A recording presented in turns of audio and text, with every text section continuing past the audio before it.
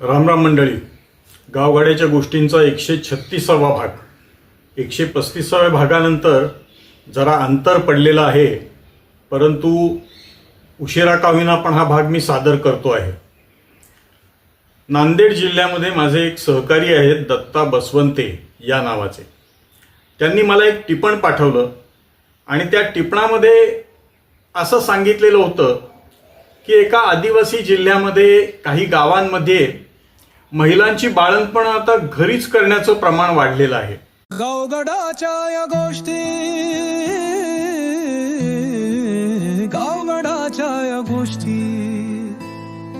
नाही काल तर व्हाल कष्टी, विकासाची मिळे दृष्टी, सुधारेल गावची सृष्टी.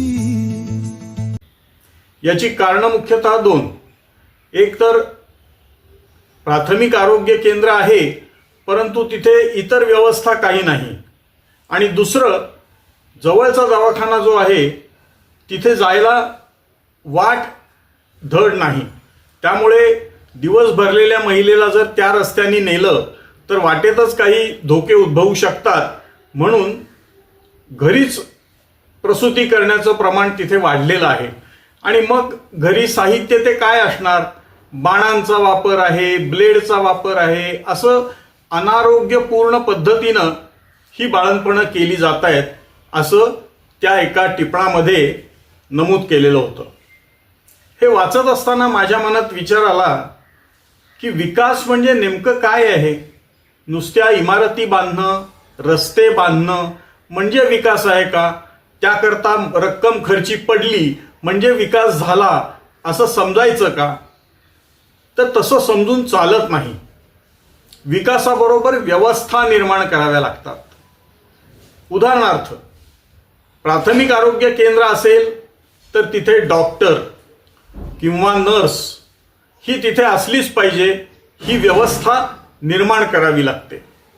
आपण धरणाचं उदाहरण घेतलं तर मोठी धरणं बांधून नुसतं भागत नाही, तर पाणी वापर संस्था तयार कराव्या लागतात. नाहीतर धरणांच्या बाबतीत एक तक्रार आपण नेहमी ऐकलेली आहे की टेल भागात पाणी जात नाही. टेलपर्यंत सर्वांना पाणी जायचं असेल तर एक योग्य पाणी वापर संस्था केलेली आहे, चाऱ्यांची जाळी व्यवस्थित विणलेली आहेत, त्यांच्या देखभालीची व्यवस्था केलेली आहे. या व्यवस्था केल्याशिवाय त्या विकासाचा फायदा होत नाही. आणखीन एक उदाहरण घेऊयात. गावोगाव समाज मंदिरं बांधलेली आहेत. किंवा मागे एकदा अंतुले साहेब जेव्हा आपले मुख्यमंत्री होते तेव्हा त्यांनी ज्या गावांमधनं कुणी हौतात्म्य पत्करलेलं असेल स्वातंत्र्य लढ्यात, अशांकरता हुतात्मा स्मारकं गावोगावी बांधलेली होती. आज तुम्ही सुद्धा बघू शकता की या समाज मंदिरांची आणि हुतात्मा स्मारकांची स्थिती काय आहे? त्यांचा योग्य तो वापर होतो आहे का? 99% ठिकाणी आपल्याला उत्तर असं मिळेल, नाही, त्यांचा योग्य तो वापर होत नाही. दुरुस्ती देखभाल नसल्यामुळे त्यातले काही पडझड झालेली आपल्याला दिसेल. गावाकरता त्याचा किती उपयोग होतो हा आज आता प्रश्नच आहे. माझ्या पाहण्यात अशी 1-2च गावं आली की ज्यांनी समाज मंदिर सरकारकडनं बांधून झाल्यावर त्या समाज मंदिरात थोडे स्वतःचे पैसे घातले आणि त्याचा एक सुंदरसा हॉल तयार केला, आणि गावातल्याच घरांना बारसं असेल, हळदी कुंकू असेल, असे छोटे छोटे कार्यक्रम जे असतात त्याकरता ते हॉल त्यांनी ग्रामपंचायतींनी भाड्यानं द्यायला सुरुवात केली. याचे 2 फायदे झाले.